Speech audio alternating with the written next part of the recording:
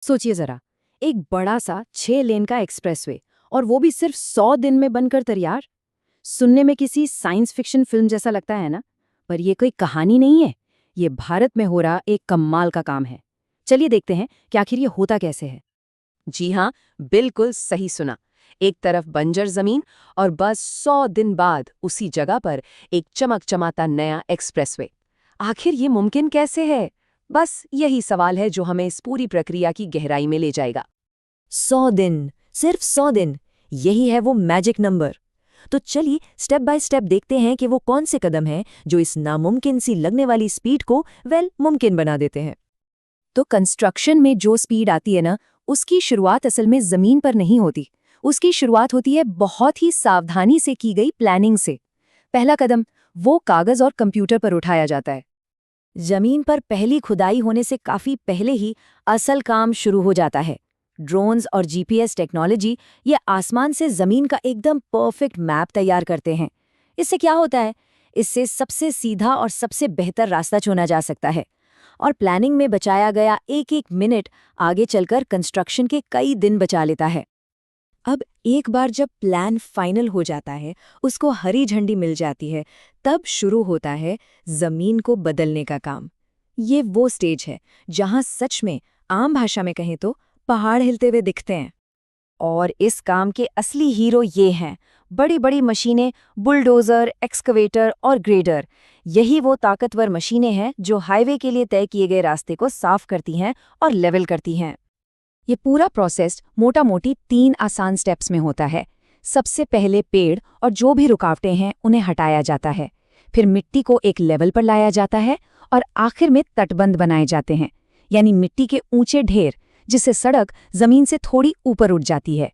और इस काम में ना हर रोज हजारों टन मिट्टी इधर से उधर की जाती है। तो जमीन अब तैयार है। इसके बाद शुरू होता है सबसे जरूरी काम, हाईवे की फाउंडेशन, यानी उसकी नींव बनाना। ये वो बेस है जिसे आने वाले सालों में लाखों गाड़ियों का बोझ उठाना है। इसको समझने का सबसे आसान तरीका है केक का उदाहरण। सोच लीजिए जैसे केक बना रहे हैं। हर लेयर, हर परत उसे और मजबूत और टिकाऊ बनाती है। तो ये परतें हैं क्या? सबसे पहले तोड़े हुए पत्थर और बजरी की एक मोटी परत डाली जाती है, और उसे रोड रोलर से जमाकर दबाया जाता है ताकि एक सॉलिड बेस बन सके। फिर उसके ऊपर आती हैं रेत और सीमेंट की परतें, और सबसे आखिर में बिटुमिन, जिसे हम आमतौर पर तारकोल भी कहते हैं, उसकी कई परतें डालकर फाउंडेशन को पूरी तरह सील कर दिया जाता है। बस, अब ये भारी ट्रैफिक झेलने के लिए तैयार है। चलिए अब आते हैं उस हिस्से पर जो सबसे ज्यादा दिखता है और जिसमें सबसे ज्यादा तेजी नजर आती है, डामर बिछाना। यही वो स्टेज है जहां जादू होता है और एक ऊबड़-खाबड़ जमीन एकदम चिकनी सड़क में बदल जाती है। और इस शो का स्टार है ये विशाल पेवर मशीन। ये मशीन गरम गरम डामर को सड़क पर बिल्कुल एक जैसा फैलाती जाती है, और इसके ठीक पीछे पीछे आते हैं रोलर्स, जो इसे दबाकर एकदम चिकना बना देते हैं। और यही यही है उस तेज रफ्तार का राज। आज की मॉडर्न टेक्नोलॉजी से, पता है, सिर्फ कुछ घंटों में 1 किलोमीटर लंबी सड़क की पेविंग हो सकती है। ये स्पीड सच में कमाल की है। लेकिन ठहरिए, एक हाईवे का मतलब सिर्फ डामर की एक लंबी पट्टी नहीं होता। सड़क बन जाने के बाद भी बहुत सारे फिनिशिंग टच बाकी रहते हैं जो इसे सुरक्षित और कुशल बनाते हैं। यही है वो सारी चीजें जो एक सड़क को एक प्रॉपर मॉडर्न एक्सप्रेसवे बनाती हैं। सोच के देखिए, drainage system, crash barrier, lights, sign board, lane markings, यहाँ तक कि टोल प्लाजा और स्मार्ट निगरानी कैमरे भी। ये सब कुछ मिलकर ही लाखों लोगों का सफर सुरक्षित और आसान बनाता है। अब इस तेज कंस्ट्रक्शन क्षमता का एक असल दुनिया का उदाहरण देखते हैं, जिसने पूरी दुनिया को हैरान कर दिया।